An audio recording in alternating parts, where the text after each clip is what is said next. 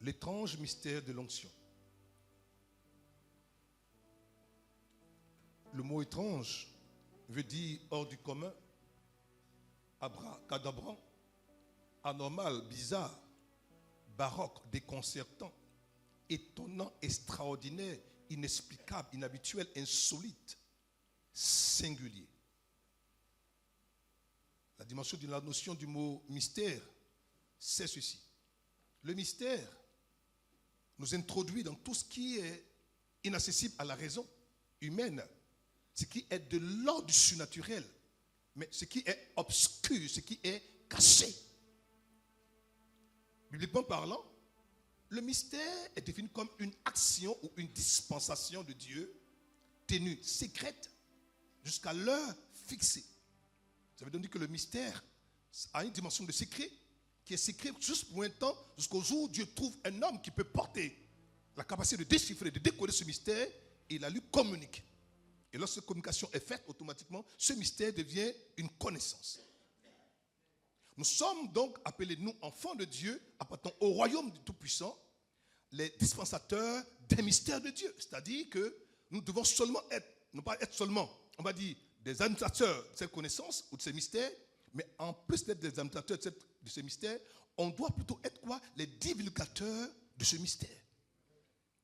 Donc ce que tu sais, que tu trouves, que tu as obtenu, que tu as recueilli dans ton intimité avec Dieu, qui est un mystère déchiffré, ton rôle, ton devoir est d'en divulguer quoi? La source et la teneur, afin de faire bénéficier tout le corps, l'ensemble du corps de Christ. C'est pour ça que, étant administrateur de ce mystère, quand tu découvres ce mystère, ne le garde pas pour toi, partage-le.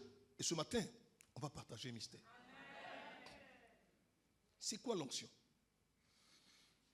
Dans la pensée hébraïque, l'onction consiste à imbiber d'huile une personne ou un objet dans le but de relâcher le potentiel divin placé en elle ou en lui par le Créateur. Dans la pensée grecque, l'onction révèle qu'est oint celui qui est rempli d'huile et qui est récréé. Il faut bien retenir cette notion de récréer. Donc, celui qui est oint d'huile et qui est récréé. Comme si par le fait de l'onction d'huile qui est appliquée à la personne, il y a un phénomène appelé récréation ou création nouvelle qui s'installe, qui se produit, afin que la personne qu'on a connue avant d'avoir été oint et ce qui est oint après l'onction, lorsqu'on la regarde, c'est deux personnes complètement quoi? Différentes. Donc un homme qui est oint retrouve, acquiert et obtient quoi? Une autre nature, une autre capacité, un autre potentiel. Pourquoi? Parce que l'Esprit Saint quoi? Est intervenu sur lui. L'onction est donc le signe tangible, manifeste d'une dignité, d'une capacité nouvelle, voyez-vous, d'une capacité nouvelle quoi? Qui est conférée.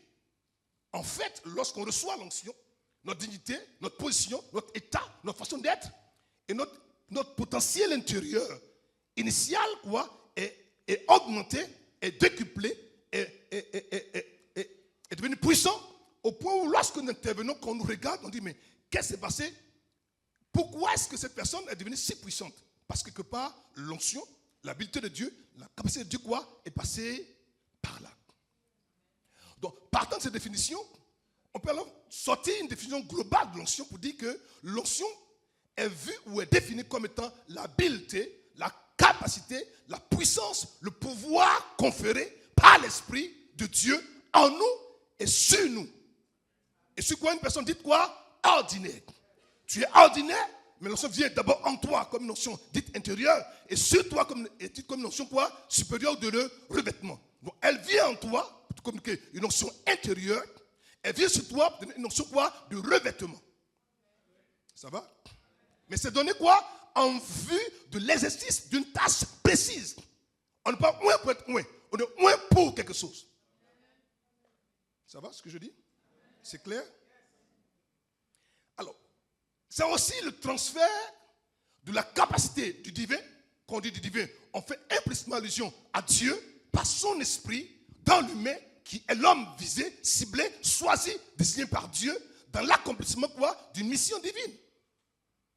Dieu te donne une mission divine ou une tâche spéciale dans ton commerce, ton travail, dans tes projets. Il va te oindre pour que lorsque tu es oint, Quand tu vas agir, on saura que quoi? Un oint est passé par là. L'onction, c'est le déversement du divin dans l'humain.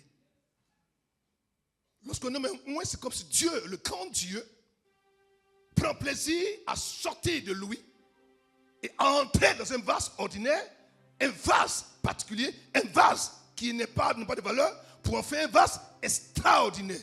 Quand on est oint, la dimension de l'extra s'ajoute à l'ordinaire pour en faire un être extraordinaire. Donc si tu es oint, tu n'es plus la même personne.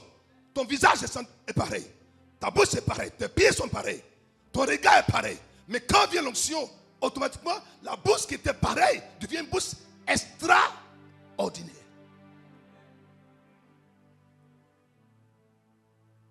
L'onction, c'est la divinité en marche, en ouvrage, en œuvre, en action dans l'humanité. C'est l'homme qui est habillé de Dieu.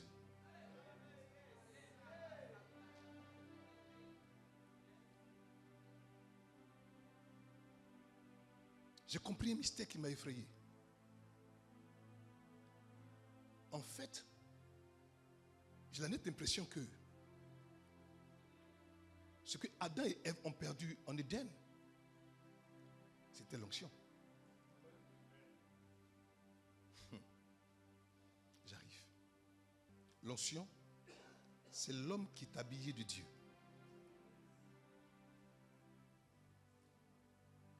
Elle peut être vue comme le caractère manifeste de la puissance de l'Esprit Saint. Le caractère manifeste, tangible, réel de la puissance de l'Esprit Saint, du Paraclétos. C'est la capacité spéciale emmagasinée en nous, capacité spéciale emmagasinée, déposée en nous pour briser tout zoug dans les vies. Quand vient l'onction, vient l'octroi d'une capacité à faire. L'onction, en fait, a trois portées essentielles. Trois portées essentielles. Il faut l'écrire, s'il vous plaît. Et non exhaustive. L'onction est le symbole et l'instrument de Dieu pour, premièrement, apporter ce qu'on appelle une bénédiction. Un homme qui est oint peut parler et te bénir. Donc, par elle, nous bénissons. L'onction a aussi la capacité quoi? De protéger. Par elle, nous protégeons, nous préservons, nous gardons, nous sécurisons. Ensuite, l'onction nous donne d'avoir ce qu'on appelle la capacitation. En fait, par elle, nous devenons capables de faire comme l'Esprit Saint, comme Dieu. Wow. Un homme qui est oint, bénit, protège, mais en même temps reçoit la capacité de faire comme Dieu fait, d'agir comme Dieu agit, de parler comme Dieu parle, de déployer comme se déploie, de guérir comme Dieu guérit, de penser comme Dieu pense et de parler, s'exprimer comme Dieu parle et s'exprime. En fait, quand un homme est oint, automatiquement et radicalement déjà, il est quoi? Transfiguré. Il est métamorphosé en une autre personne, un autre homme ou une autre femme. Quand tu as l'onction, tu n'es plus le même individu d'alors. Sans l'onction, tu deviens banal et ordinaire et singulier. En fait, l'onction nous apprend à faire comme Dieu fait. Le caractère étrange du mystère de l'onction, le voici. Alors, l'onction vient par la mort, dit la mort. C'est pour ça que ce n'est pas pour tout le monde. C'est pour ça que l'onction est pour ceux qui sont prêts à mourir. Si tu n'es pas prêt à mourir, prête à mourir, alors laisse tomber l'onction, ce n'est pas ta chose. L'onction vient par la mort, par la destruction ou par un environnement qui est quoi? Qui reflète la mort et la destruction. Les hommes dans la parole de Dieu qui ont manifesté l'onction de manière spéciale étaient des hommes solitaires. C'était quoi? Des résidents, des habitants du désert. Si tu veux l'onction, commence dès maintenant à te séparer de tout ce qui est assemblée, tout ce qui est bavardage, tout ce qui est murmure, tout ce qui te permet de te devenir un homme ordinaire, vulgaire, sépare-toi. Retire-toi du monde et cherche l'intimité avec l'Esprit Saint dans la quête d'une rencontre profonde avec le divin, avec l'Esprit de Dieu. un homme que Dieu envoie au désert, c'est parce qu'il le veut pour lui seul. Il le veut pour lui seul. Dis-moi, la Bible dit, on dit, dis-moi qui tu fais quand je dis qui tu es. En fait, un homme qui est moins, c'est un homme qui est un homme qui aime être seul, qui aime la présence de Dieu, qui la cherche, qui la désire. Et comme c'était une habitude de Dieu, donc il commence à ressembler à Dieu. Ce que tu fréquentes longtemps t'affecte et se déteint sur toi. Sur à quoi tu exposes longuement t'affecte et se déteint sur toi. En fait, plus tu cherches Dieu, plus tu aimes Dieu, plus tu te retires du monde et tu approches Dieu, plus tu es semblable à Dieu.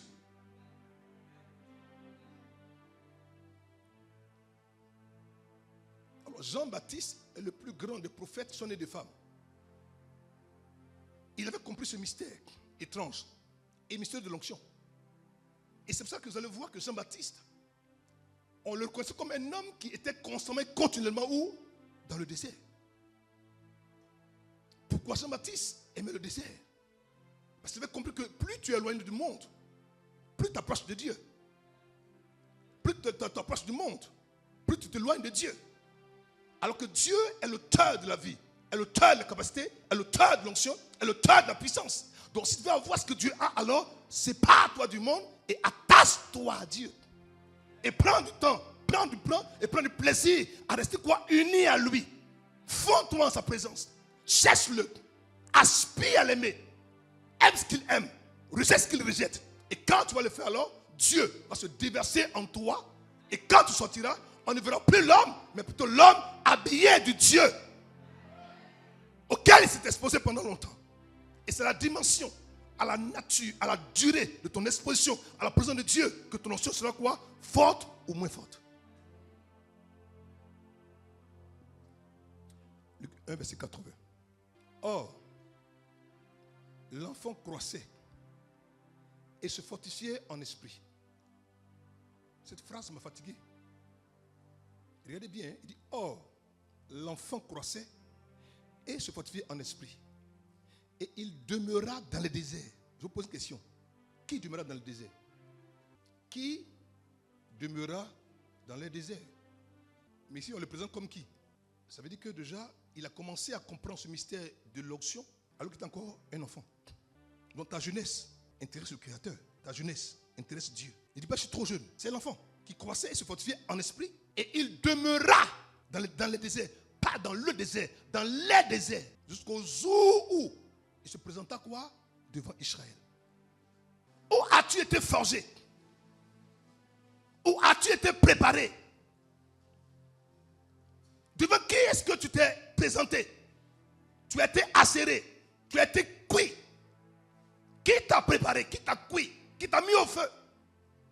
Avant de te présenter, il faut d'abord avoir été forgé, préparé, outillé, exposé au Créateur. Malheureusement aujourd'hui, on n'a pas été forgé, on n'a pas été préparé, on n'a pas été cuit et on veut se présenter. Voilà l'erreur de beaucoup de prédicateurs. C'est la dimension de comment est-ce que tu es l'intime de Dieu, que tu pourras être puissant devant le peuple.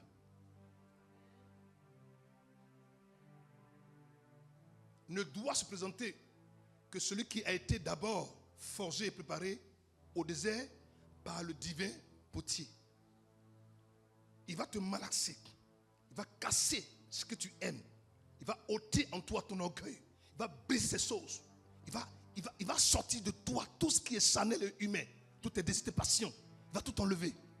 Quand le vase sera dépouillé de lui-même, quand le vase sera nettoyé de lui-même, quand le vase sera épuré, alors le Dieu estime que le vase devient un vase d'honneur. Il va alors se déverser dans ce vase pour en faire un vase de gloire. Jésus-Christ est le plus grand. Il a porté une onction sans mesure, une onction forte, une onction puissante, une onction glorieuse, une onction messianique, une onction redoutable, une onction. Lorsque tu vois cette onction se déployer, le caractère majeur de cette onction, c'était quoi? L'amour. Christ était imbibé d'amour, trempé d'amour, saturé d'amour. Le fondement de son action, c'était quoi? L'amour. Partout où il était, partout où il opérait, ce qui le motivait, c'était quoi? L'amour.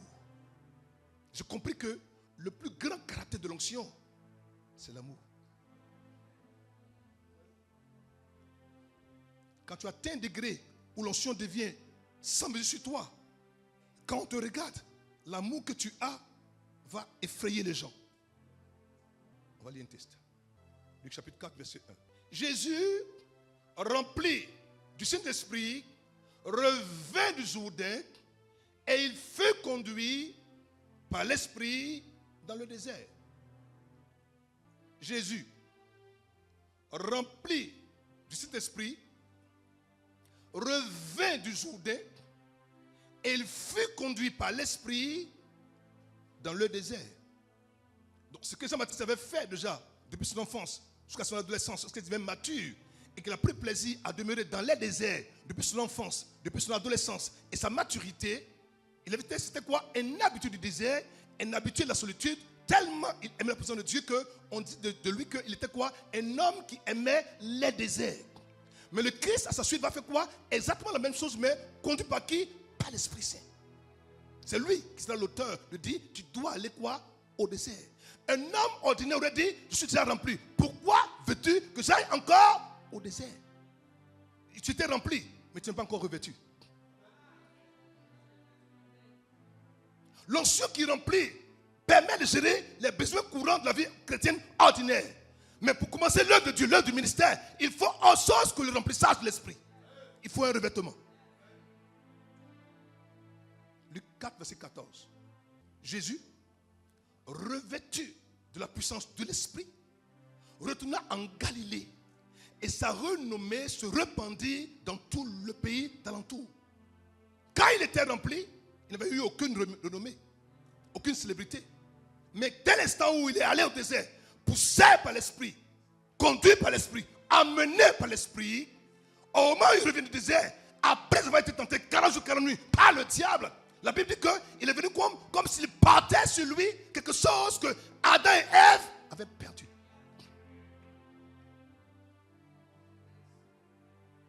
Donc, de son retour du désert, je reviens avec un débordement appelé le revêtement de la puissance de l'esprit qui a déclenché sa renommée comme une traînée de poudre. Question. Il allait prendre quoi au désert? Pourquoi Dieu va donner à Christ au désert ce que Adam et Ève ont perdu dans un beau jardin? Ils n'ont pas compris. Je reprends. Pourquoi Dieu va donner à Christ, après 40 jours et 40 nuits, seul, au désert, le revêtement qui fait de lui un homme avec une grande renommée, alors que Adam et Ève l'ont perdu quoi? Dans un beau jardin. Je me suis rendu compte que quand on est dans une trop grande aise, dans un environnement qui est trop adéquat, en fait, on ne réalise pas l'importance de ce que Dieu nous a donné. C'est pour ça que Dieu a dit, comme ils ont perdu ça dans le jardin, maintenant, pour l'avoir, pour l'accueillir, pour l'obtenir, pour la posséder, je vais alors conduire ce que j'ai choisi, ce que j'ai mandaté, je vais le pousser à entrer là où il n'y a rien d'autre que moi et moi seul. Au désert, tu apprends à ne compter que sur lui. Tu oublies toute capacité. Au désert, il n'y a pas d'eau. Il n'y a pas à manger. Il n'y a personne. Tout ce qu'il y a, c'est quoi? Le sable. Tu dis quoi? Tu es poussière. Et tu vas retourner quoi? À la poussière. Mais si alors, tu te connectes à celui qui est l'auteur de la vie, qui prend la poussière pour faire un corps, alors, quand tu vas sortir de là-bas, tu n'as plus poussière. Tu vas revêtir plutôt quoi? De feu et d'Esprit Saint. Le mot revêtement, le mot revêtir, qui a donné le revêtement, vient de deux mots. Un mot hébreu qui veut dire là-bas. Et le mot grec, endour, qui veut dire revêtement. Quand l'hébreu dit là-bas, en hébreu, et endour, ça veut dire tu es revêtu. Écoutez-moi, cette expression a été utilisée quoi la première fois, le mot revêtir, quand Dieu a parlé de comment est-ce qu'il a habillé Adam et Ève après avoir péché. C'est là que j'ai compris qu'en fait, le revêtement que Christ a obtenu est lié. Il y a une corrélation entre le revêtement de Christ et le revêtement de Adam et Ève par Dieu quand ils ont péché de peur d'animaux, sanguinolents. Pourquoi Dieu établit cette corrélation? Pourquoi? Parce qu'en fait, à la réalité, si Adam et Ève se sont rencontrés qui étaient nus, et que Dieu a dû les habiller, c'est qu'il y a quelque chose qui les couvrait, qui faisait qu'ils n'étaient pas nus. Qu'est-ce que c'était? Vous allez comprendre. Un homme sans le revêtement de l'onction est un homme nu. Il faut écrire. Un homme qui n'est pas revêtu, qui n'est pas habillé de Dieu par son esprit, est un homme qui est nu. Tu peux porter une belle robe, un beau costume, un bel ensemble. Mais si cet ensemble-là n'a pas été d'abord couvert par l'Esprit de Dieu, par la tête de Dieu, par la parole de Dieu, par la gloire de Dieu, par l'éclat de Dieu, par son esprit, en fait, quoi que tu sois habillé physiquement, en réalité, spirituellement, quoi? Tu es nu. Je le prends. Un homme qui a l'onction, ou un homme qui n'a pas l'onction, qui est sans onction, est un homme qui est spirituellement qui est nu. Tu opères dans quel domaine? Dans le commerce? Dis à Dieu, Seigneur, où est moi dans mon commerce? Tu seras où est d'une gloire, d'une onction pour jouer le commerce. Alors tu ne seras pas nu dans le commerce. Tu opères où? En tant qu'enseignant? Demande à Dieu de te oindre pour être un bon enseignant. Qui te c'est quoi avec la grâce, une capacité particulière. Alors, quand on te regardera, c'est un professeur oint, pas un professeur nu. Quel que soit l'endroit où tu es déjà, il y a une notion afférente à ton domaine d'activité. Cherche-la, demande-la. Elle requiert un prix à payer dans la solitude, dans l'intimité, dans la quête de Dieu. Plus tu t'exposes à Dieu dans le retrait des hommes, dans le retrait de tout ce qui est commun, alors tu deviens quoi? Une personne extraordinaire.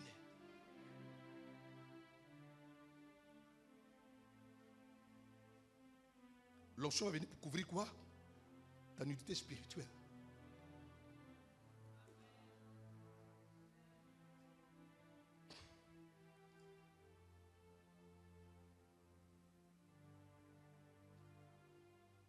Ce qui a fait que Adam était capable de nommer les animaux avait une précision inouïe sans se tromper. Ce qui l'a amené à avoir cette puissance pour nommer tous les êtres de la terre. Et Dieu a validé. Lorsque le péché est entré, cette grâce s'est détachée de lui. Elle s'est retirée de lui. Dieu a été obligé de trouver une autre couverture pour l'habiller. L'onction est la parure de l'esprit qui donne de l'éclat. Écoutez-moi. Adam et Ève étaient éclatants. Ils revenaient de gloire, de puissance et de lumière à cause de l'esprit qui était sur leur vie. Mais quand le péché est entré, cette gloire a commencé à se séparer. Elle s'est départie d'eux et elle est partie loin d'eux. Cette parure de l'esprit est un ornement sacré. Cet ornement sacré permet d'avoir un éclat que les hommes ordinaires n'ont pas. Écoutez, un homme qui est ouin, même si ce n'est pas une belle tête, son onction fait qu'on l'accepte facilement. Je parle à quelqu'un? Je reprends. Quand tu es ouin, et que si même physiquement même, tu n'es pas plaisant, mais à cause de l'onction, tu deviens plaisant.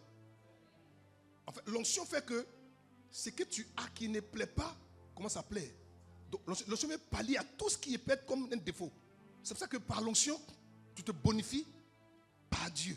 Comme si on t'a fait quoi? Un make-up spirituel. On t'a make-upé. Demandez aux femmes, là, de quoi je parle. La peinture combien là? Alléluia. Alors, je vais lire un texte pour fonder ce que je dis. Vous savez que Christ est par essence le modèle.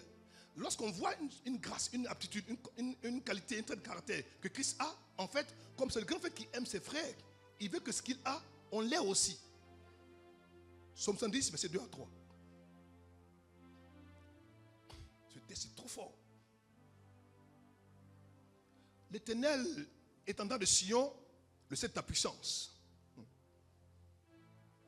Domine au milieu de tes ennemis. Ton peuple, vous et moi, est plein d'ardeur. Quand tu rassembles quoi? Ton armée. Avec des ornements sacrés. Du sein de l'aurore.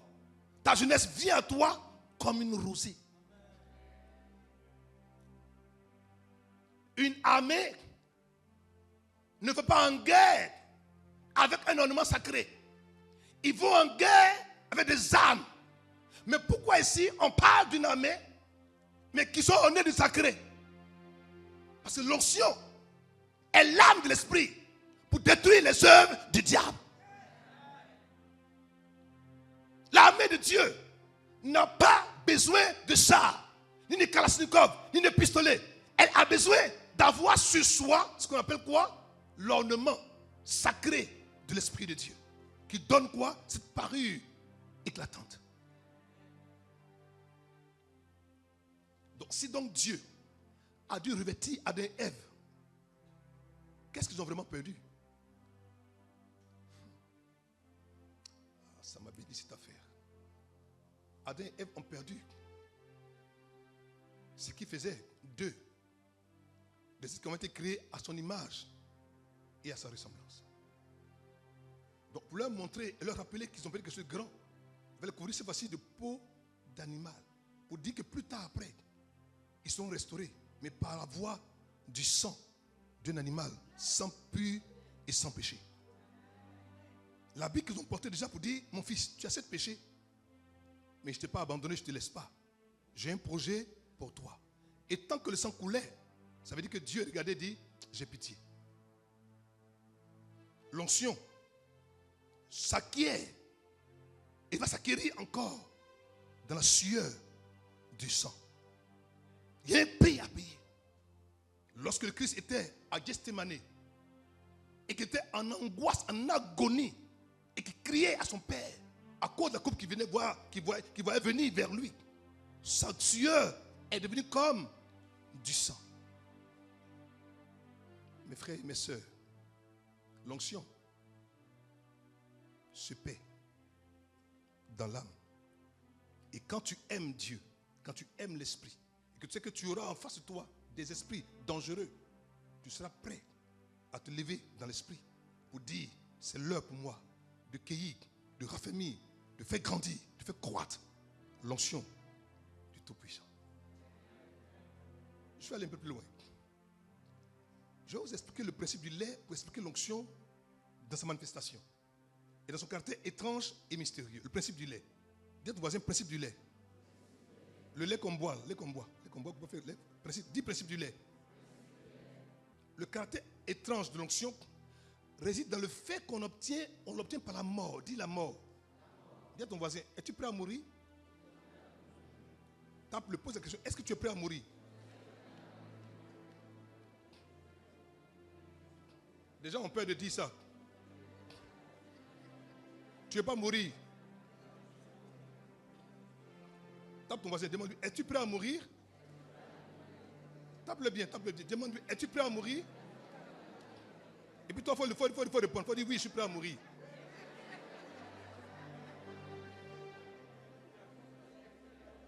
Tu ne veux pas mourir. Tu as peur de mourir. Mais ce n'est pas la mort physique, je parle de la mort de ton toi.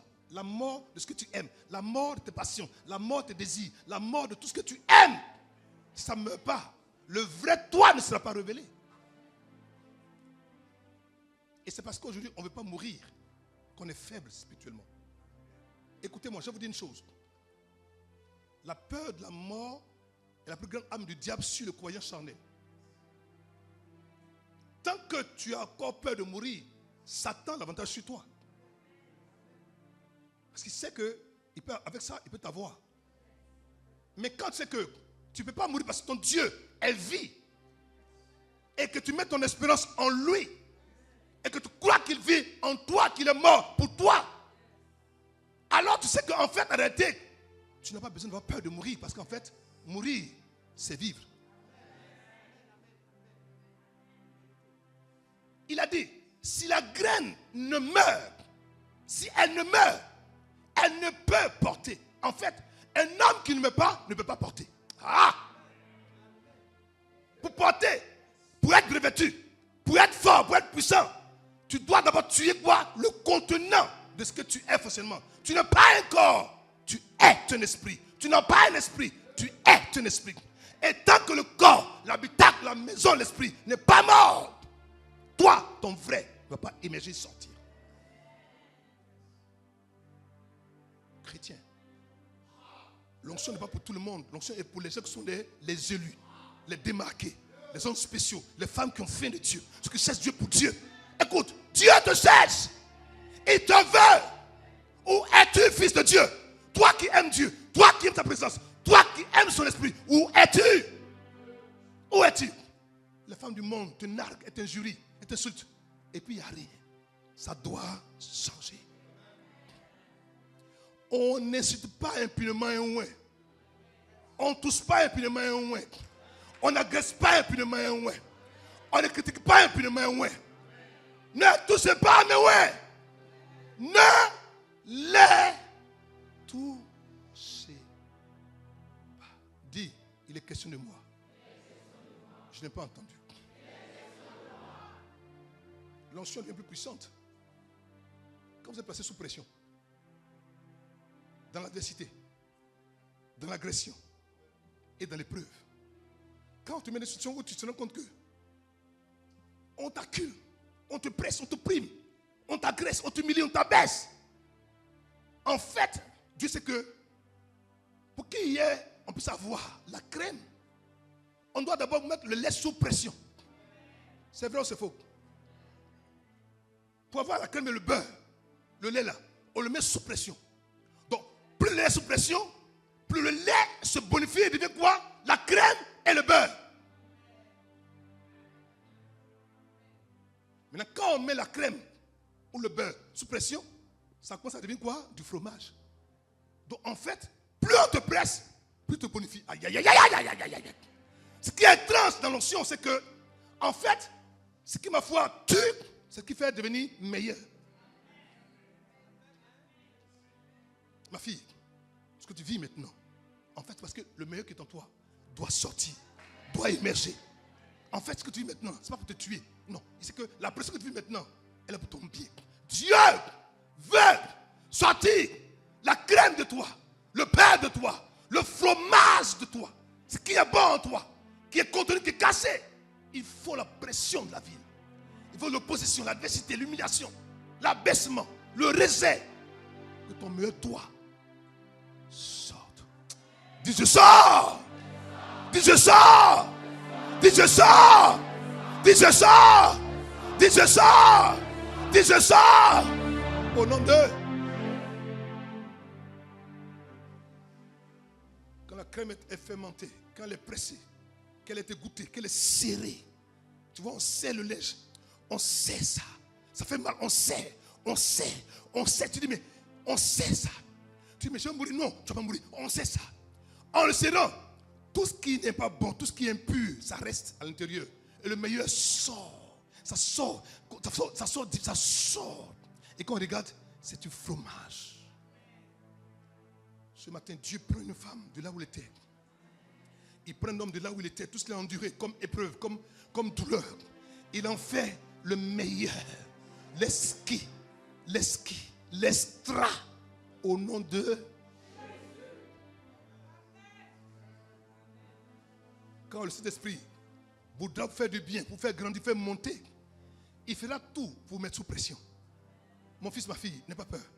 Quand le Saint-Esprit voudra faire sortir de toi ce qui est essentiel, ce qui est vital, ce qui est puissant, ce qui est glorieux, il va s'assurer de te mettre sous pression. Tu vas comprendre pourquoi, mais tu seras sous pression. Une pression inouïe, une pression glorieuse, une pression particulière. Tu comprends pourquoi? Mais pourquoi moi? Pourquoi pas toi? Il t'a choisi. Tu as un projet avec lui. Tu peux pas le savoir. Dieu t'a choisi. Sans onction de sa société, on peut te faire du mal. Mais par l'onction, ils feront tout. Ils se saouleront. Ils feront tout.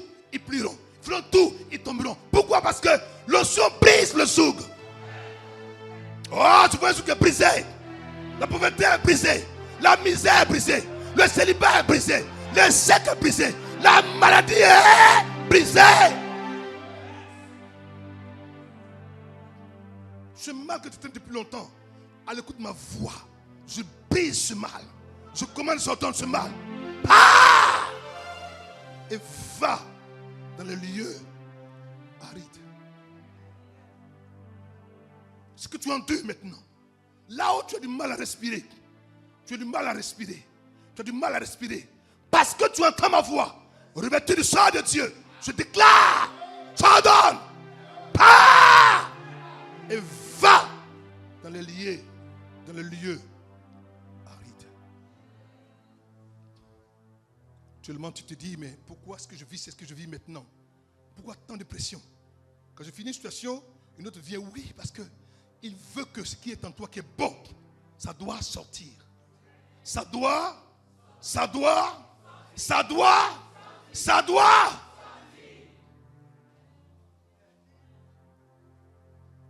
L'onction est étrange parce que ce qui le donne l'onction, ce qui apporte l'onction, ce qui libère l'onction est aussi étrange. Il prend la mort pour donner la vie. Il prend l'humiliation pour donner la gloire. Il prend le rejet pour donner l'acceptation. Il prend l'opposé pour donner ce qui est de meilleur. Alors que malheureusement, tu veux l'opposé. Alors que ce soit l'opposé, tu n'auras pas non plus son opposé. Tu veux encore que le monde t'acclame? Le monde va te tuer. Un ouin ne fait jamais l'unanimité. Je le prends. Un ouin ne fait jamais l'unanimité. Parce qu'il ne parle pas selon les hommes pour plaire aux hommes. Il parle selon Dieu pour plaire à Dieu. Qui? À qui veux-tu plaire? Aux hommes ou à Dieu? Lève ta main droite. Dis Seigneur. J'ai compris pourquoi l'onction est étrange et mystérieuse.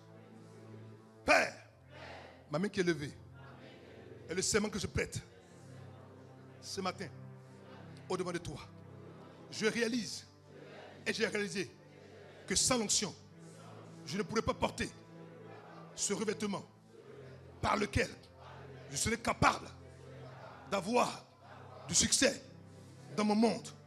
Père, voici ma main.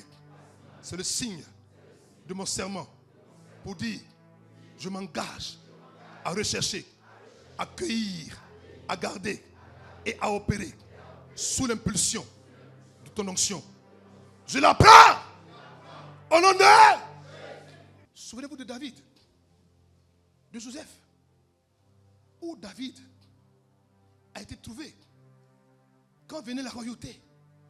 Dans le désert, seul, avec des animaux, dans la brousse, seul, isolé. Il était seul. Quand en ville, tous ses frères aînés étaient quoi? Assemblés.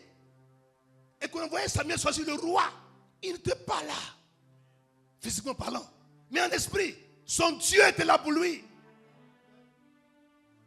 Si tu ne fais pas comme David, tu ne seras pas choisi comme David.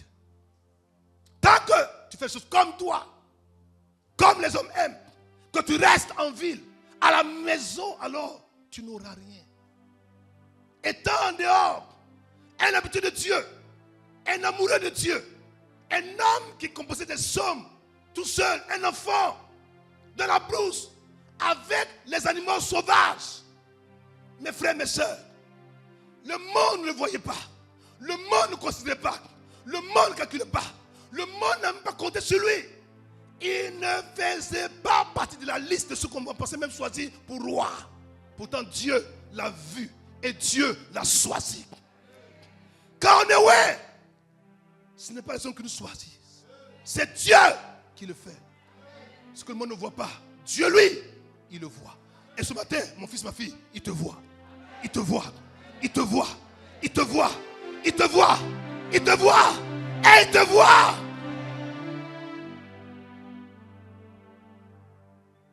Souvenez-vous de Joseph. Qu'est-ce que Joseph a vécu? Comment il a été martyrisé? Comment est-ce que des frères de sang ont pris Joseph? Ils l'ont d'abord dépouillé en le déshabillant, nu. Donc ils l'ont humilié. Ensuite, ils l'ont ligoté comme un cabri. Ensuite, ils l'ont jeté dans un puits profond. Ensuite, ils sont assis au-dessus du puits, ils ont commencé à manger et à rire. Et ces pleurs, ces cris n'ont pas ému leur cœur de grand frère. Quand même tes parents te tournent le dos, ils veulent te tuer, mon fils, ma fille, ne pleure pas. En fait, tu es sur le chemin qui mène vraiment à la capacité pour Dieu de te sortir de l'anonymat pour te faire émerger dans la gloire. Quand ils l'ont sorti du puits, on l'a encore attaché et qu'on l'a vendu à des Madianites et qu'on l'a transféré comme l'esclave dans le désert. De tout le temps qu'il a marché depuis cet endroit, de tout temps, jusqu'à ce qu'il arrive, Seigneur Père, en Égypte. Il a changé de statut. De presque il était devenu quoi? Un esclave. Si la graine meurt, elle ne peut porter de fruits. Dieu voulait de lui. Dieu voulait de lui. Il a permis qu'un enfant éprouve ces choses que toi aujourd'hui tu penses que c'est pour toi, c'est une malédiction. Ce n'est pas une malédiction, c'est une preuve. Il y a une nuance entre la malédiction et l'épreuve. La malédiction tue. L'épreuve, même quand c'est dur, à l'intérieur de toi, qu'est-ce que tu te dis? Mon fils, ma fille, ne crains pas. Demain sera meilleur. Il y a une espérance dans l'épreuve. Il y a un espoir dans l'épreuve. Il y a une bénédiction dans l'épreuve. Arrête d'inquiéter. Ce n'est pas pour la mort que tu vis ces choses. C'est pour la vie et c'est pour l'excellence. Il pensait l'avoir détruit. Il pensait l'avoir anéanti. Il pensait l'avoir fini avec sa fille. En fait, en le tuant, ils l'ont fait vivre.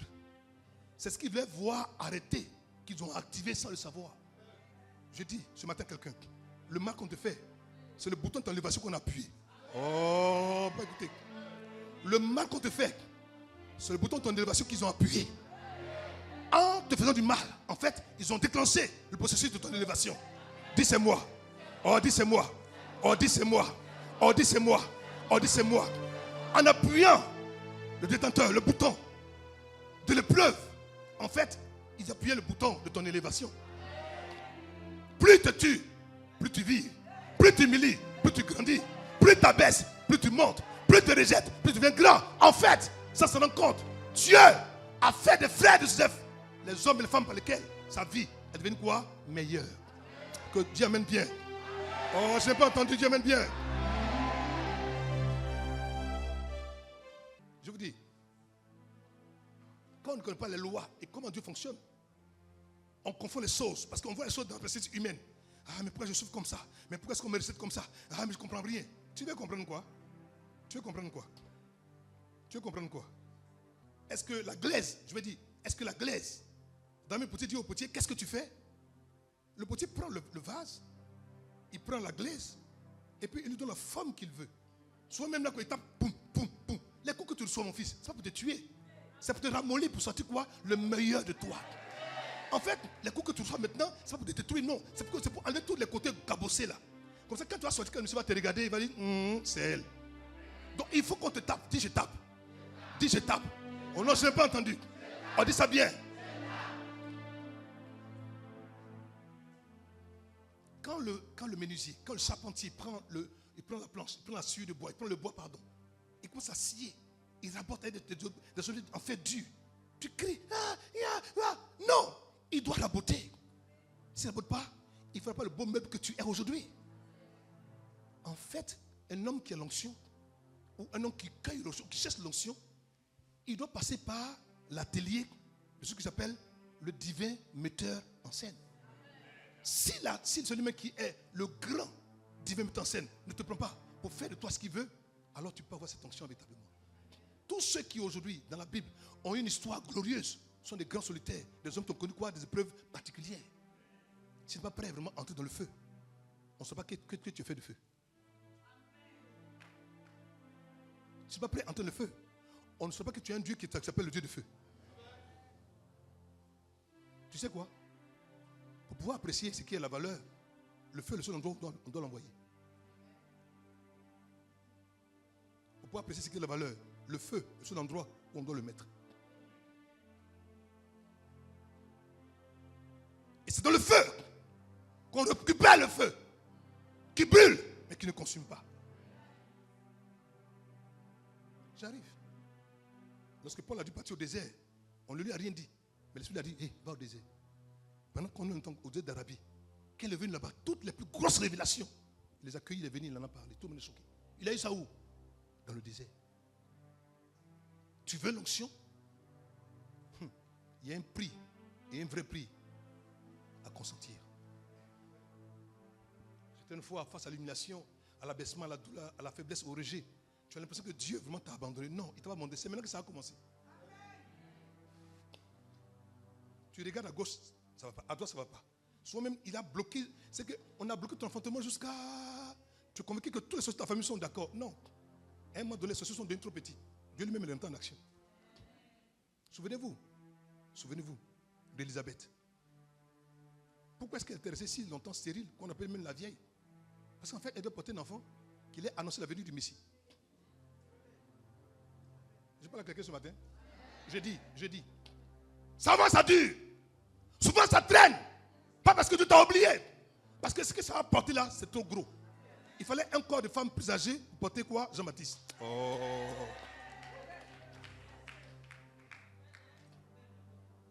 C'est le plus grand de tous les prophètes qui sont nés des femmes. Quelqu'un qui mange sauterelle, qui s'habille avec un pot de chameau, parce qu'on le porte facilement. Il fallait ça. Au moment où Dieu permet que l'incrédule Zacharie, sacrificateur, après l'invitation de l'ange Gabriel, étonné, surpris, devient muet. Il sort. Ce que Zacharie a eu du mal à accepter là, sa femme l'a accepté. Hein? Parce qu'en fait, je me suis posé une question. Comment ça se fait que Jean-Baptiste, la mère de Jean-Baptiste, appelée Elisabeth, savait que son mari, savait que son fils s'appelait Jean, quand son mari était muet? Qui lui a parlé? Je parle à quelqu'un ce matin. Qui a parlé à Elisabeth? Et on demande la confirmation maintenant à son mari. Il dit oui, c'est vrai. Donc qui lui a parlé? Quand un ange t'a effrayé, tu ne peux plus parler. Quand on t'a dit que c'est parce que tu as douté, que tu as mué, là, tu ne parles plus, tu te dis je parle encore, il va me tuer. Donc qui a dit à Elisabeth que les enfants doivent s'appeler Jean? Ma fille, ne regarde pas parce que tu es une femme, Dieu ne te regarde pas. Elisabeth est une femme spéciale particulière. Au moins, porte Jean le Baptiste. Marie va venir là-bas parce qu'elle aussi a reçu sa sémence. Elle va à la rencontre de deux femmes particulières. C'est onction et puis onction. On dit que Jean-Baptiste était déjà loin depuis le sein de sa mère. Je dis que Jean-Baptiste, lui, il n'est pas loin depuis le sein de sa mère. Lui, il est l'onction lui-même. Donc, l'onction sans mesure dans le ventre d'une femme, à peine une semaine, et l'onction avec mesure dans le ventre d'une femme vieille vont se rencontrer. Ouais, c'est ce qui va se passer. Ils vont parler en esprit. C'est le langage d'esprit contre le langage d'esprit. Au moment où Elisabeth arrive, enfin, Marie arrive dans la maison d'Elisabeth, elle dit salut, bonjour. Bonjour. Elisabeth répond, lui dit, quand j'ai entendu le son de la salutation, l'enfant dans mon sein, l'onction répond quoi à l'onction? Il va bondir. Il va sauter d'allégresse. Et puis, elle dit, j'étais rempli d'esprit. Juste à cause de quoi? Salutation de maman. Mais Christ n'a pas encore parlé. Si la maman de Christ, dans son sein, sans parler, a parlé, que toi tu as été rempli. Si maintenant lui-même qui est l'onction qui va parler sa maman, s'il parle, qu'est-ce qui va t'arriver? Tu ne sais pas ce que c'est que l'onction. L'onction là, dis ton voisin, c'est plus que courant. Non, je n'ai pas entendu. Je vais lire un texte pour que tu comprennes ce que je dis. Ecclésiaste chapitre 2, verset 1, verset 3, verset Jérusalem. Ecclésiaste chapitre 2, verset 1 à 3, verset Jérusalem. Mon fils, si tu prétends servir le Seigneur, prépare-toi à être béni. Prépare-toi à être acclamé. Prépare-toi à être accepté. Il dit quoi? Prépare-toi quoi? C'est écrit? Je n'entends pas, c'est écrit? Mon fils, si tu prétends servir le Seigneur, prépare-toi quoi? À l'épreuve. Dis à ton voisin, prépare-toi à l'épreuve. Oh, tape l'épreuve, il faut lui parler là. Je te dis, tape-le et parle-lui.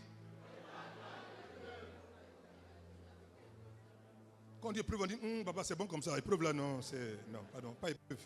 Nous, on veut la bénédiction, le mariage, le voyage. On veut ça. Il dit, prépare-toi à l'épreuve. C'est écrit dans ton testament. Hein? Il dit, prépare-toi à l'épreuve. Continue. Il dit, verset 2. Il dit, fais-toi un cœur droit.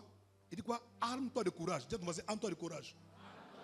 Dis-lui bien, dis-lui, arme-toi de courage. Il dit, ne te laisse pas entraîner au temps de l'adversité. C'est quand c'est chaud là, quand c'est dur, quand c'est compliqué, quand tu humilies, quand tu abaisses, quand tu n'as rien, quand tu es quoi? Quand tu es piqué, quand tu humilies, tu abaisses, on te jurie là.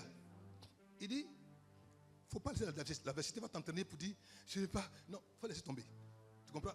L'adversité là, tu veux pas haut, ça va venir. Parce que quoi? Tu veux servir Dieu. Verset 3.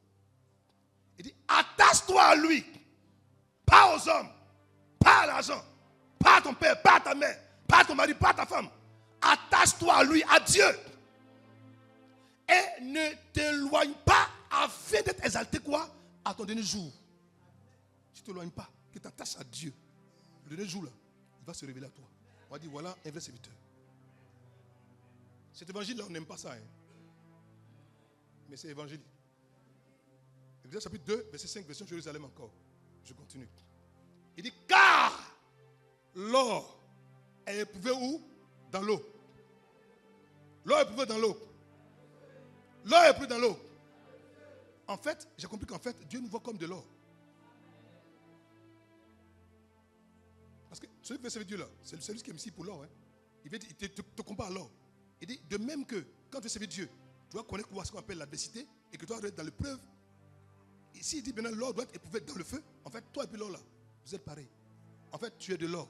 Dis, je suis de l'or. Dis bien. Maintenant, regarde ce qu'il dit. Il dit, car l'or est éprouvé dans le feu et les élus dans la fournaise de quoi? L'humiliation. C'est pas moi qui ai dit. Hein. C'est ton papa qui a dit ça dans ton testament. Dis, c'est pour moi. Donc, tu peux assumer l'humiliation. Si tu es humilié, tu seras justifié. Si tu es abaissé, tu seras élevé. Si tu es rejeté, on va te... Écoute, c'est la contrepartie. Tant qu'on ne t'abaisse pas, tu ne peux pas monter. L'onction t'abaisse par l'esprit. Pour te faire monter, tu as besoin d'avoir ce minimum. Je vous en prie, j'insiste dessus. C'est trop vital, c'est trop important. Tu dois accepter ce minimum, ce peu là. Il faut que tu l'aies. Tant que tu n'es pas prêt, tu n'es pas armé, tu n'es pas conscient que par l'onction, le chemin de l'onction est parsemé de preuves, de rejet, d'humiliation, de douleur, d'abandon, de solitude. La vraie onction, tu ne l'obtiendras jamais. Pour l'avoir, il y a une séparation qui doit se produire entre tes anciens amis, tes anciennes passions, tes désirs. Il se sépare, il te met à côté, il t'isole. Il se révèle maintenant à toi. Maintenant, il se déverse maintenant en toi. Boum. Quand tu sors, on te regarde. Tu acceptes la même tête, mais une tête avec une différence. Tu acceptes même le regard, mais un regard avec une différence. Il y a quelque chose dedans, on ne peut pas expliquer. On peut expliquer, mais quand on te regarde, il y a une lueur des yeux. C'est la présence de l'esprit par l'onction du Tout-Puissant. Il dit c'est dans la fournaise. Fournaise, ici veut dire quoi? Un feu extrêmement chaud de l'humiliation que les élus de Dieu sont préparés, sont aiguisés. Si tu n'es pas prêt, tu n'es pas aussi prêt pour l'onction. L'onction n'est pas pour tout le monde. Est-ce que tu es prêt à entrer dans la fournaise? Là où les élus sont éprouvés, sont préparés, sont acérés. Là où ils sont complètement saturés de feu. Il le faut. Il le faut.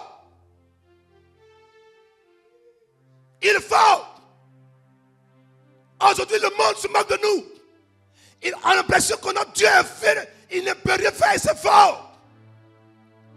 Il a manqué de fils de filles capables d'aller dans sa présence, capables de passer par la fournaise de l'humiliation.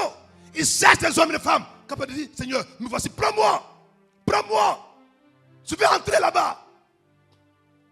La seule fois où des hommes ont été capables de dire à Dieu, de dire à un roi, oh roi, ta statue là, on va pas adorer. Dieu nous tue dans la fournaise, on est prêt à entrer. Ils étaient prêts à mourir. Alors ils ont été prêts aussi à avoir le Dieu qui sauve dans le feu. Ils sont entrés. Au moment où ils entrent dans la fournaise, le même roi a acheté 3 individus. Mais il regarde, il voit 4 personnes. C'est là-bas où, c'est dans la fournaise, que le loi mathématique change radicalement. Si tu n'as pas pu entrer dans la fournaise, tu ne sais pas qu'il y a mathématique et puis il y a mathématique. C'est qui achète dans le feu, dans la foi, dans l'espérance à Dieu, ouvre une porte à des choses qui étonnent, qui surprennent, mon fils, ma fille. Dieu cherche des hommes, il cherche des femmes capables de dire, Seigneur, me voici, prends-moi, tue-moi. Mais je vais vivre pour toi et pour toi seul. Tant que tu ne vas pas haïr cette vie médiocre, tu ne vas pas connaître la vie de l'onction. Tant que tu aimes ta vie habituelle, ta vie bizarre, ta vie limitée, ta vie bizarre, tu ne connais pas ce Dieu qui fait peur. Ce Dieu qui se révèle dans le feu et par le feu et avec le feu. Il veut te donner son onction. Mais est-ce que tu es prêt à payer le prix pour entrer dans la fournaise de l'humiliation?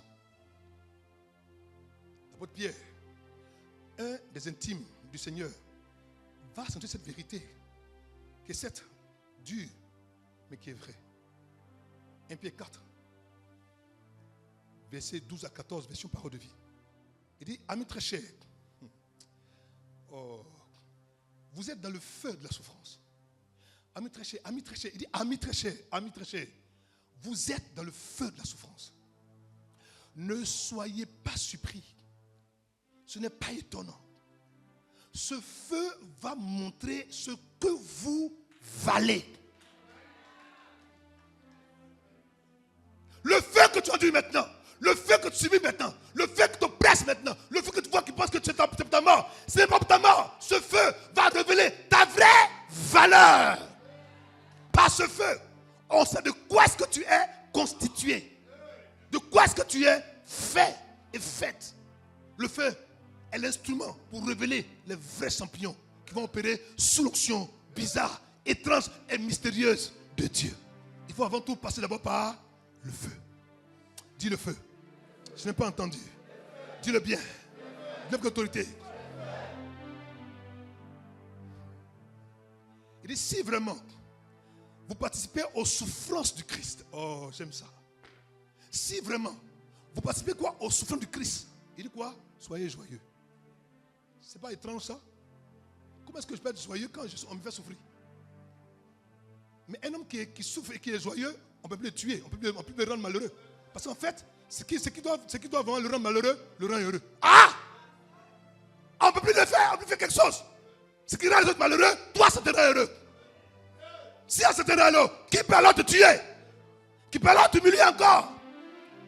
Ce qu'on dit c'est souffrance pour les autres, toi pour dire non c'est joie.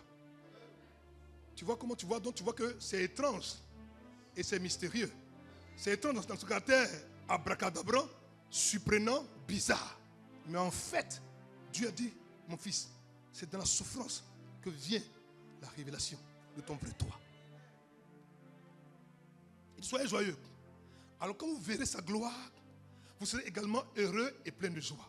En fait, la gloire attendue a pour porte, a pour semer, a pour cheminement, a pour trajet quoi? La souffrance du Christ.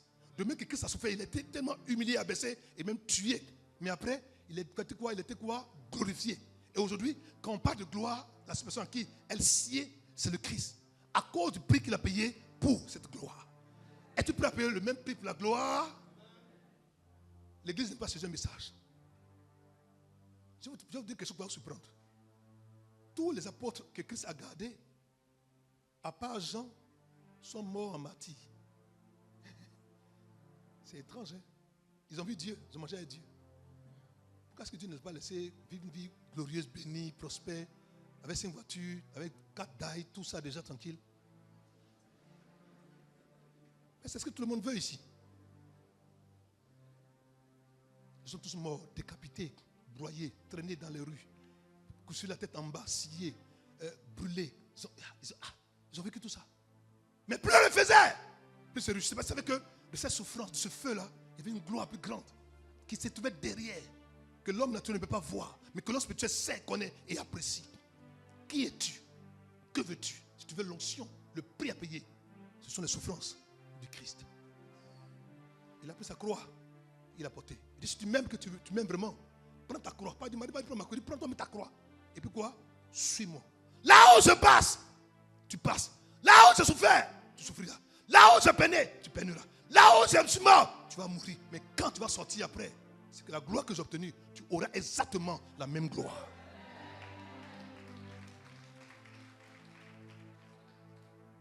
Il dit, si on vous insulte parce que vous êtes disciple du Christ, quel bonheur pour vous. Oh. Toi, quand tu t'insultes, tu dis, à la sortie, on règle ça. J'ai dit, quoi si? Aujourd'hui, papa a prêché, hein? C'est la potose de la Zoé conférence. Mais après, on règle ça dans le petit couloir. Je vais te montrer à ton lieu, tu vas voir. Je dis, si on vous insulte, parce que vous êtes quoi? Disciple du Christ, un fidèle apôtre, un fidèle serviteur, un bon chrétien, on va t'insulter, on va t'humilier, on va te rejeter. C'est faire des dessein pour rendre quoi? Mature, pour rendre fort, pour aiguiser l'esprit qui est en toi. Quand l'homme naturel est mort, l'homme spirituel commence à prendre quoi? Le dessus. Il dit, quel bonheur pour vous, quel bonheur. Mon frère, ma soeur, si on décide maintenant, tu dis quoi? C'est bonheur. Dis à ton voisin, c'est bonheur. Je n'ai pas entendu. Dis à ton voisin, c'est bonheur, c'est bonheur. Dis c'est bonheur. Incite-moi, c'est bonheur. Incite-moi, c'est bonheur. C'est bonheur, non? Dis, l'Esprit de Dieu. Il dit, l'Esprit de Dieu. Quand tu le fais, que tu veux déjà, maintenant, réalise ce qui va se passer maintenant. Au moment où tu sais qu'on t'injurie, qu'on t'humilie, qu'on t'abaisse, il dit, l'Esprit de Dieu l'Esprit glorieux quoi est sur vous. Est-ce qu'on peut comme le Seigneur pour cette parole? C'est trop. C'est trop, c'est trop, c'est trop, c'est trop, c'est trop. En fait, pour avoir accès à l'Esprit glorieux, il faut accepter à passer d'abord dans la fournaise de l'humiliation. Lorsqu'on sort de la fournaise, qu'on revient, on porte sur soi l'Esprit de gloire. La gloire a un prix. La gloire a un chemin qu'on doit traverser. C'est où ça? Sur vous. Ça vient sur toi comme un revêtement. En fait, plus on tue le corps, plus ce qui est dans le corps sort pour revenir. L'onction est vraiment étrange. Comment être dans le bonheur, être joyeux, être heureux, quand vous passez par le feu, l'humiliation, les insultes, le rejet, la douleur, l'abandon. 2 Corinthiens 12, verset 9 à 10, version PGL. Et il m'a dit, ma grâce te suffit, car ma puissance déploie tous ses effets dans la faiblesse. La puissance là, c'est quand tu es faible, quand ton corps ne peut plus, quand tu ne peux plus, quand tu es abaissé, quand tu es rejeté, quand tu sais que tu ne peux plus. C'est là que l'onction se déploie. Quand le va dire, Seigneur, pas moi, je ne peux pas le faire. Je ne sais pas comment te le faire. Il dit, quand tu peux le faire là, laisse-moi faire pour toi. Mais quand tu peux, il se retire. Qui parle ici? L'apôtre Paul. Il dit, je m'enorgueillerai donc beaucoup plus volontiers dans mes faiblesses, afin que la puissance du Christ, c'est-à-dire que la puissance de Christ c'est quoi? C'est le Christ et son onction, pas le point. Le Christ et son onction. Quand on dit le Christ, c'est la personne de Christ et l'esprit qui passe sur lui sans mesure appelle quoi? L'onction. Il dit, la personne de Christ, repose sur moi. Donc, pour que la personne de Christ repose sur moi, alors, il faut d'abord que je passe d'abord par quoi? Par les faiblesses, par les injures, par les calamités, par les persécutions et par la détresse. Il dit, c'est pourquoi je prends plaisir. Paul dit, je prends plaisir aux faiblesses, aux injures, aux calamités, aux persécutions et aux détresses à cause de quoi? De Christ. C'est-à-dire de la personne de Christ et de son onction. Comme je Christ et son onction, alors, comme insulte, j'accepte. Quand il parle de calamité, j'accepte. Comme persécute, j'accepte. Quand je suis dans la détresse, j'accepte. Peu importe ce que je vis déjà, à cause de Christ, de la personne de Christ, de mon Seigneur et de son onction, alors moi, Paul, je prends plaisir aux persécutions, aux faiblesses, aux calamités et aux détresses. Ce n'est pas étrange ça. Quelqu'un qui prend plaisir à ce qu'on l'injurie, on le tape, on le bat, et puis il dit c'est qui prend plaisir, il aime ça. Il n'y a pas de que j'aime, il dit je prends plaisir. Comme le plaisir que je me délecte de voir que on m'insulte, qu'on me persécute, qu'on m'injurie, qu'on m'abaisse, qu'on m'humilie, qu'on me rejette. Moi, Paul, je prends plaisir. Parce que, en fait, quand je le fais, quand je suis faible là, c'est pas écrit. Non, c'est pas écrit. Regardez. Il dit, au-delà, à cause de Christ, car quand je suis faible, alors je suis comment?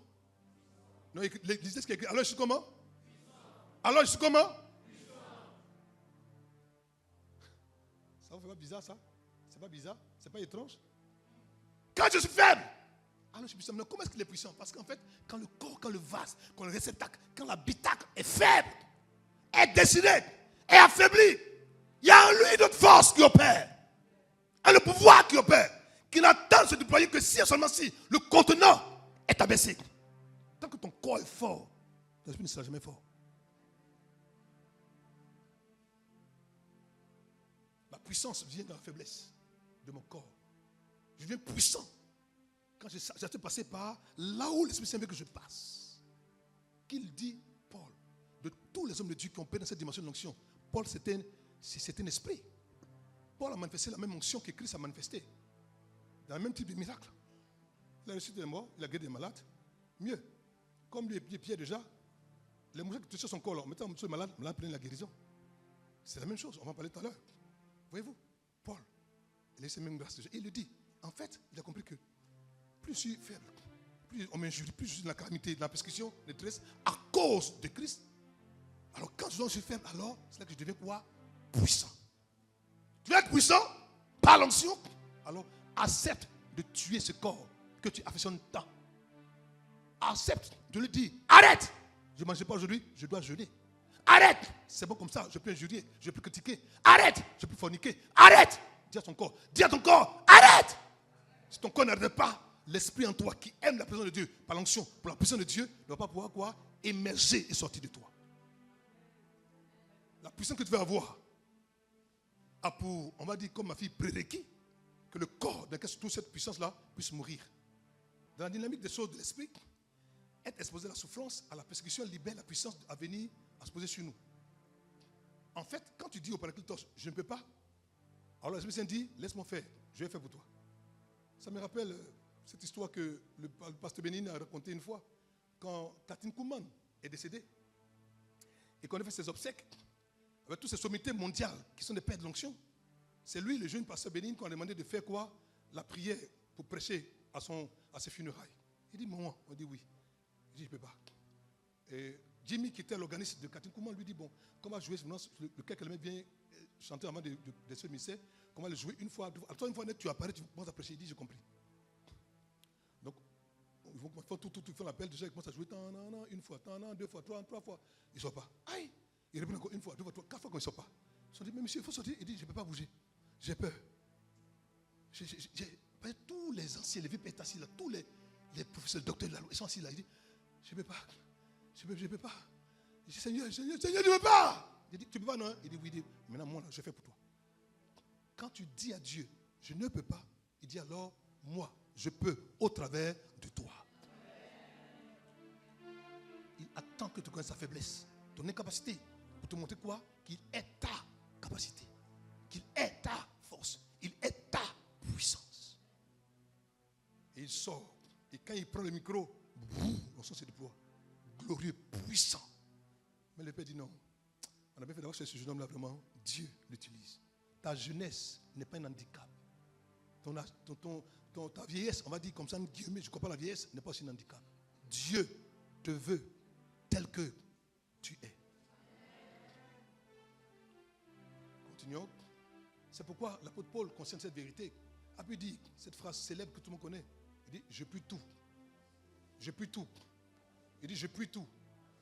Pourquoi il puis tout? Pourquoi il peut tout? Parce qu'en fait, à l'intérieur de lui, il savait que quand il est faible, il y a une puissance appelée l'onction de l'esprit qui va alors se déployer pour sortir de lui pour accomplir sa mission. Philippiens 4, verset 13.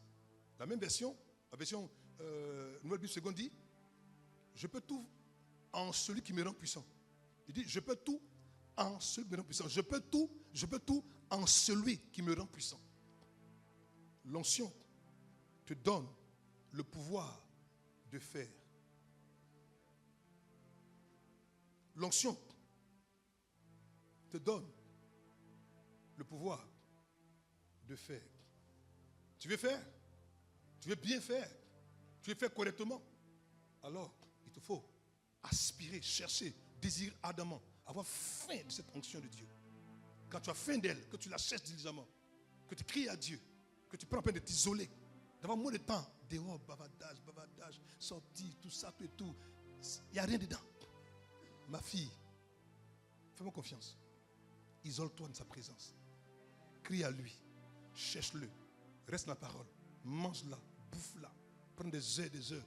Proclame la haute voix. Dors dedans. Reste dedans. 1 jour, 2 jours, 3 jours. 1 semaine, 2 semaines, 1 mois, 2 mois, 3 mois, 6 mois.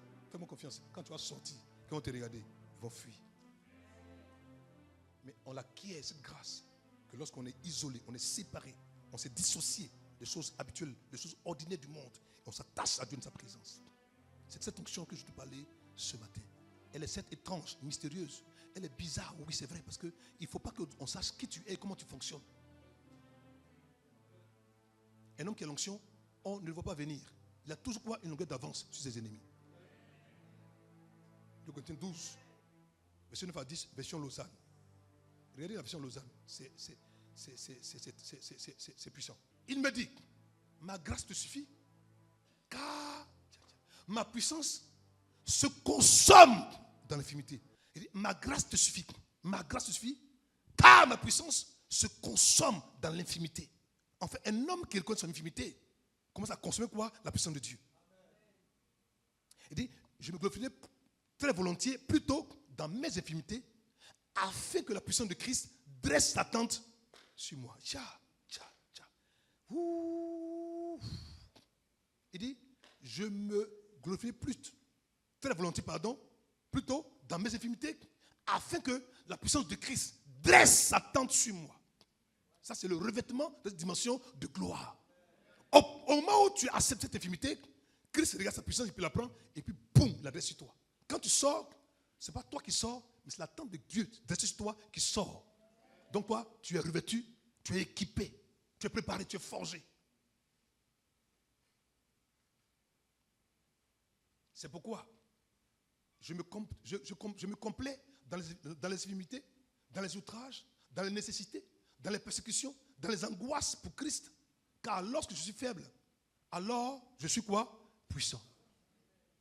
Il dit quand il est dans les angoisses pour le Christ, c'est alors, et lorsqu'il est faible, c'est alors qu'il devient quoi? Il devient puissant. Donc, il devient puissant quand tu commences à voir quoi? Quand tu es angoissé pour le Christ. Quand on t'angoisse pour le Christ, alors tu deviens puissant. Écoutez-moi, nous sommes des privilégiés parce qu'aujourd'hui, dans ce monde dans lequel nous vivons aujourd'hui, on est libre de parler de Jésus-Christ de Nazareth. Il y a des endroits où les gens se cachent pour parler de lui. Ils se cachent pour lire la Bible. Ils sont quoi? Dans des persécutions outrageuses, graves. Ils sont angoissés pour Dieu. Pour lire la Bible, ils ont des angoisses. L'ancien est un mystère car l'ancien est étrange et méconnu. Dieu est grand, Dieu est vaste, Dieu est puissant, Dieu est redoutable. On ne connaît Dieu qu'en partie. Personne ne peut dire, voici Dieu. C'est pour ça que tu ne peux pas comprendre l'onction de l'Esprit de Dieu parce qu'en fait, Dieu lui-même, on peut le comprendre, on ne le connaît qu'en partie. Donc, un homme qui dit qu'il connaît, il te sait qui tu es, c'est un menteur. Je parle des ouins, bien sûr, mais sinon, toi, tu es un homme ordinaire, on te connaît. C'est pourquoi tout ce qui vient de lui, de Dieu, est mystérieux et peut paraître étrange pour ceux qui ne sont pas des intimes de Dieu. Il est le seul Dieu qui a accepté de mourir pour ses fidèles. Il n'y a pas un Dieu sur toute la terre qui a accepté de mourir pour ses fidèles. Au contraire, il veut qu'il meure pour eux. C'est un Dieu étrange.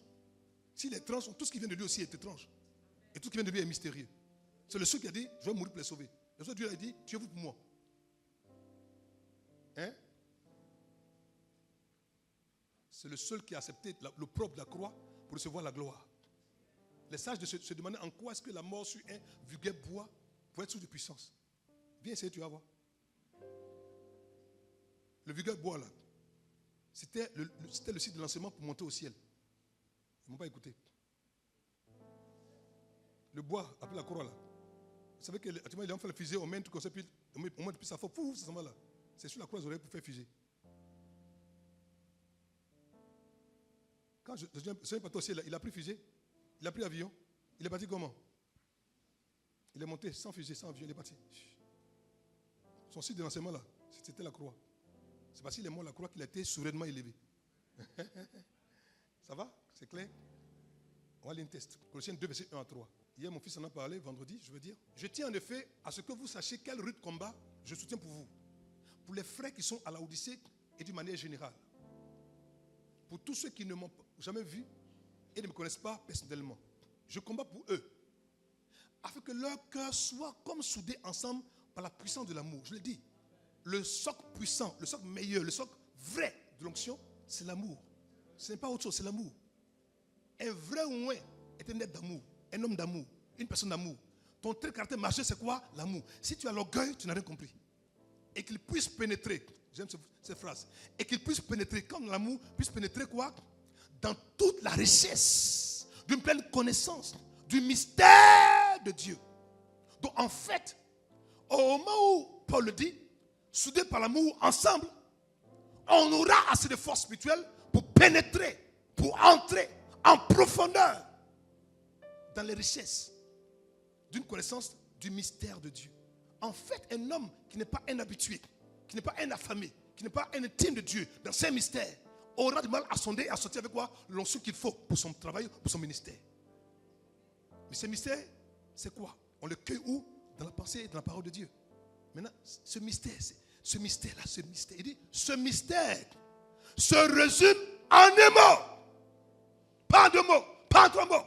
Ce mystère, ce grand mystère de Christ, se résume quoi? En un mot. Ce mot, c'est quoi? Le Christ. Le Christ. Le Christ. Le Christ. Tout le mystère de la chrétienté, tout le mystère de l'humanité, tout le mystère de la divinité se résume en un mot, le Christ. Le Christ, c'est le oint et son onction. Donc le mystère, l'onction fait partie du mystère de Dieu. Oh, c'est trop beau, c'est trop beau, c'est trop fort. Waouh, je suis heureux comme ça. verset 3. Il dit en lui, donc en ce mystère, qu'est le Christ, se trouve caché, enfoui, gardé tous les trésors, Seigneur, tous les trésors de la sagesse et de la connaissance. Tiens, j'ai compris qu'en fait, un homme qui n'est pas loin, il y a des trésors de la sagesse et de la connaissance qu'il peut avoir. L'instrument pour entrer dans les trésors de la sagesse et de la connaissance, c'est par l'onction que c'est possible. Luc 6, verset 19. Luc 6, verset 19. Quand maintenant, par l'amour, tu as pénétré, par l'onction, tu as pénétré dans les trésors de la science et de la connaissance, maintenant, il va avoir en toi le dépôt de celui qu'on appelle le Christ. Il va produire ce qu'on appelle l'énergie, ce qu'on appelle le kratos. Regarde. Et toute la foule cherchait à le toucher. Parce qu'une force sortait de lui. Et les guérissait tous. Ah bon? Je reprends. Regardez. Il dit, et toute la foule cherchait à le toucher parce qu'une force sortait de lui et les guérissait tous. Question. Comment il savait qu'en lui, il y avait une force qui sortait? Parce que la force, on ne la voit pas à l'œil nu. Comment est-ce qu'il la voyait? Pour savoir qu'il avait une force qui sortait de lui. L'onction, à un stade d'élévation, comment ça devient une onction quoi? Tangible et palpable. Tu la sens. Il y a des gens que tu touches. Comme ça, bonjour, ça va plus. Ah, le mal disparaît. Aïe, tu vas toucher, le mal a disparu. Comment ça se fait? Ça, c'est la force qui sortait de lui et qui touchait. Une force sortait de lui et les guérissait tous. Mais la même force qui était en Paul, qui était en David, qui était en Joseph, qui était en Christ, cette même force ce matin est en Gangan Blaise. La même force. La même force. Ce n'est pas de l'orgueil, c'est la même force. Le même Saint-Esprit qui était en Dieu, le même Dieu, le même Saint-Esprit, il vit en moi, il vit en toi, il vit en toi, il vit en toi, il vit en toi. Et tout à l'heure, tu vas voir si c'est faux. La même force. La force sortait de lui. Maintenant, regardez ce qu'il va dire. Comment ça va se passer? Regardez ce qu'il va dire. Luc chapitre 8, verset 46. Il dit, et toute la foule, il dit, mais Jésus, et toute la foule, mais Jésus répondit, quelqu'un m'a touché. Quelqu'un m'a touché. Parce qu'une force sortait de lui et les guérissait tous. Mais il dit, quelqu'un m'a touché. Car j'ai connu, j'ai su qu'une force était sortie de moi. En fait, les hommes qui sont dans la foule bouscule, mais la foi touche.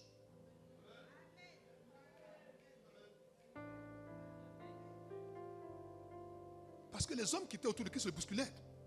Mais rien ne se produisait. Mais quand c'est par le toucher de la foi, tu appelles quelque chose dans la personne. Ceux qui bousculaient le Christ n'ont rien obtenu. Mais ceux qui l'ont touché par la foi, ils ont appelé quelque chose qui est sorti de lui pour venir jusqu'à eux. Dans le spirituel, la chair bouscule, mais la foi touche. Dans le royaume de l'esprit, si tu veux être le plus grand, sois le plus petit. Si tu veux être élevé, sois abaissé. Si tu veux être le plus important, sois le serviteur de tous. La vie d'un ouin est étrange. Car un marié doit vivre comme n'importe quelle femme. C'est en mourant qu'on vit. La personne de l'onction agit et se manifeste et se déploie dans la faiblesse. Ce matin, je voulais simplement que tu comprennes que si tu veux vraiment voir ce que les autres ont vu, ce que les autres ont fait, ce que les autres ont expérimenté déjà, assez de bâtir là où ça fait le plus mal. L'onction est étrange car l'auteur de l'onction peut te saisir, il peut te changer, il peut te faire fuir, il peut te faire tomber, il peut te faire rire, il peut te secouer. Écoutez, les gens qui ont l'onction, eux, pendant que les autres ont froid, ils ont eu la chaud, pendant que les autres ont eu la froid. Il y a d'autres personnes qui crient, d'autres sont transformés, sont changés, d'autres commencent à prophétiser. Tout ça, c'est l'onction que tu le fais. Mais en fait, ça, ce n'est pas l'onction. Ce sont les manifestations du toucher de l'onction. Car l'onction est le trait de caractère de l'esprit en œuvre dans une vie qu'il a appelée pour sa gloire et pour son honneur. Ce matin, tout ce qu'il veut te dire, c'est que Dieu veut te faire du bien.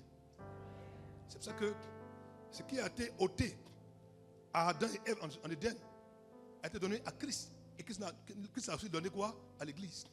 C'est pourquoi aujourd'hui, on ne peut plus nous déshabiller. Parce que maintenant, c'est plus sur nous seulement. C'est d'abord, avant tout, en nous. Et comme je le porte en moi, donc tu peux pas me l'enlever. À moins que toi-même tu ne quittes et que tu abandonnes le Seigneur Jésus de Nazareth. Ce qui attirait les autres faisait fuir d'autres personnes.